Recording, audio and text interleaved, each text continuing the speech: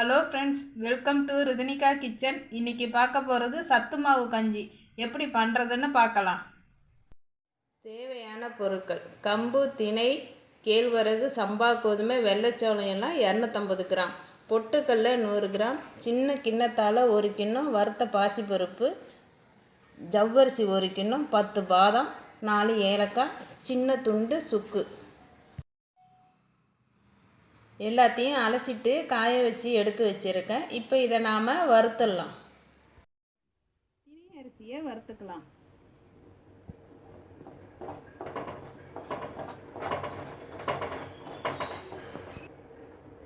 அடுத்து வெள்ளை சோளத்தை வறுத்துக்கலாம்.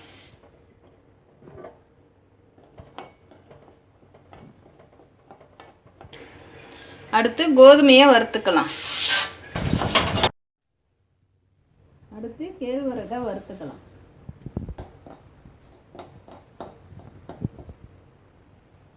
அடுத்து கம்பை வறுத்துக்கலாம்.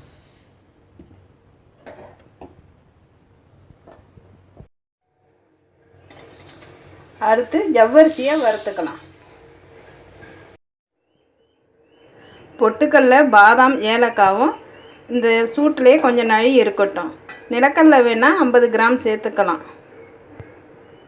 சத்து மாவு கஞ்சியை அரைச்சிட்டு வந்துடலாம்.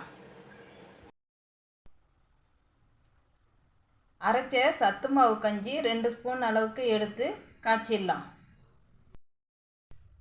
கஞ்சியை நல்லா திக்காக காய்ச்சியாச்சு. காய்ச்சின கஞ்சியில் 2 ஸ்பூன் நாட்டு சர்க்கரை சேர்த்துடலாம். காய்ச்சி ஆறின பால் கொஞ்சம் சேர்த்துடலாம்.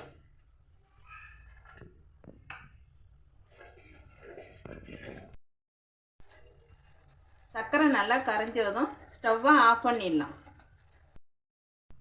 நம்மளுடைய சுவையான சத்து மாவு கஞ்சி ரெடி ஆயிடுச்சு. சின்ன குழந்தைங்களுக்கு வெல்லம் சேர்க்காமல் கொடுக்கலாம். பிடிச்சிருந்தா லைக் பண்ணுங்கள். ரிதனிகா கிச்சனை சப்ஸ்கிரைப் பண்ணுங்கள்.